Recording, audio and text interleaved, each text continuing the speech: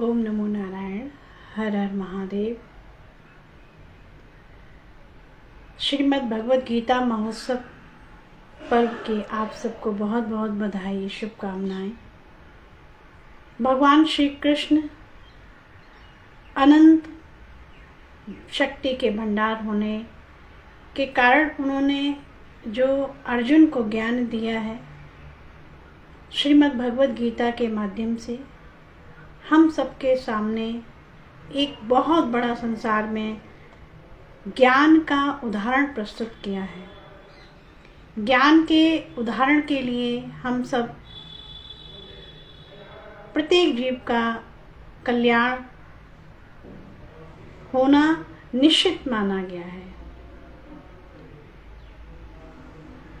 यूँ श्रीमद् भगवद गीता में कई अध्याय हैं, 18 अध्याय हैं, जिसमें से 700 श्लोक हैं और भगवान श्री कृष्ण ने अर्जुन को कई योग के माध्यम से, जिसमें भक्ति योग है, ज्ञान योग है, कर्म योग है, कर्म संन्यास योग है, जिसमें ध्यान योग है, जिसमें योग है, जिसमें विभिन्न प्रकार की विधाओं का उन्होंने अर्जुन को उपदेश किया है। जिस जिस प्रश्न की जिज्ञासा, जिस जिस प्रश्न की समाधान अर्जुन चाहते हैं, वह समाधान श्रीमद् भगवद गीता में है। हम सबके लिए बहुत ही गौरव का विषय है कि भगवान कृष्ण, कृष्णम वंदे जगद्गुरु, हमारे भारत धरा भूमि में प्राकट्य होकर उन्होंने ये स्थापित किया कि कृष्ण वंदनीय है। भगवान कृष्ण अवतार के रूप में उन्होंने अपनी लीलाओं के माध्यम से, एक लीला उनकी ये भी है कि महाभारत काल में युद्ध के समय जब अर्जुन हताश, निराश, पलायन की स्थिति में आते हैं, तब भगवान कृष्ण उनको उनके ही कर्तव्य, छात्र धर्म, जिसमें क्षत्रिय धर्म के कर्तव्य का बोध कराते हैं, क्योंकि उनको मालूम था जिस मोह से अर्जुन अपने इस पाश में फंसे हुए हैं, इस पाश में फंसने के कारण अर्जुन मोहग्रस्त हैं, जिसमें वो बोध कराना चाहते हैं कि देखिए अर्जुन, जिसको आप या तुम अपना मानते हो, वो भी आपके नहीं है। भगवान ने अपने विराट स्वरूप का दर्शन कराया। कहा जाता कि विराट स्वरूप का दर्शन दुर्योधन को भी कराया था, परंतु दुर्योधन अपने अहंकार और उस महत्वाकांक्षी जो कामनाओं के माध्यम से अपने को, अपनी मलिनता दूषित करता हुआ उसका उद्धार ना हो सका, बल्कि उसका उद्धार वैसा ही कहें जैसे कि उसका होना चाहिए। इस प्रकार से भगवद गीता की बहुत सुंदर जो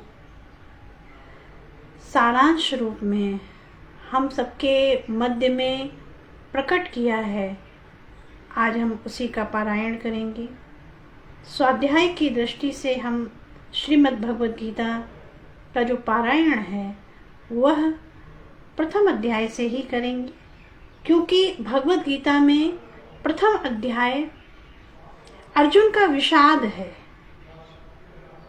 उसमें विषाद, और जो अंतिम अध्याय तक हम जब जाते हैं तो वहाँ आह्लाद प्रकट होता है, एक प्रसन्नता, एक समाधान, एक उपाय, एक अर्जुन के मन में एक बोध उत्पन्न होता है, जिससे वो स्वयं भगवान कृष्ण के सामने अपनी उस क्षमता को जान करके युद्ध प्रारंभ होता है। यूँ महाभारत की कथा तो लगभग सबको ही उस कथानक को पता ही है, किंतु बिना कथानक के हम कोई भी विषय को प्रारंभ कैसे करें, ये मर्यादा नहीं है, ये शास्त्र के विरुद्ध माना जाता है। इसलिए हमने सोचा कि हम पहले कथानक को संक्षिप्त में प्रकट करके फिर उसका स्वाध्याय पारायण, ये हमारे शास्त्र की सम्मान है और मर्यादा है। इसलिए भगवान कृष्णम वंदे जगत गुरु, वो जगत गुरु कहे गए हैं, नारायण स्वरूप।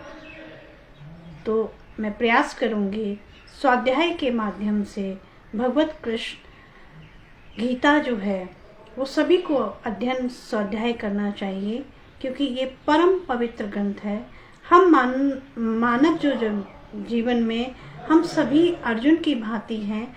हमारे सबके मन में एक अंतर्द्वंद है, नाना प्रकार के द्वंद्व, वो काम के रूप में, वो हमारे लोभ के रूप में, वो हमारे अन्य आदि शत्रु के रूप में, जो छिपी अनंत अनंत वासनाएं उनके रूप में है, जो हमारे अनंत शत्रु स्वरूप हैं, जो गुप्त हैं, अप्रकट हैं, जिनको प्रकट नहीं है, उनका क्षोभ, उनका निराकरण, उनकी ही सत्ता जो सत्य स्वरूप है वो प्रकट करती है श्रीमद् भगवत गीता। तो हम गीता के सुधी जन जो हैं वो पारायण में भाग भी ले सकते हैं और प्रथम अध्याय से ही प्रारंभ करेंगे और भगवत इच्छा से जहाँ तक हो सकेगा वहाँ तक करेंगे। आए, ओम नमो नारायण, जिसका पारायण हम 3 बजे ही प्रारंभ करेंगे, लेकिन संक्षिप्त में अपनी बात को मैं विराम करती हूँ। ओम नमो नारायण, हर हर महादेव, ओम।